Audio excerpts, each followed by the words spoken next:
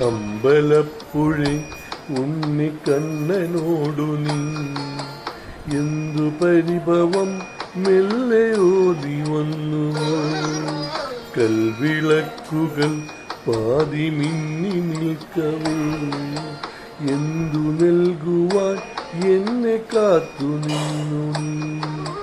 തൃപ്രസാദവും മൗന ചുംബനങ്ങളും പങ്കുവെക്കുവാനോടി വന്നതാണ് ഞാൻ. രാഗചന്ദനം നിന്റെ നെറ്റിയിൽ തൊടാൻ കോപകന്യയായി ഓടി വന്നതാണു ഞാൻ.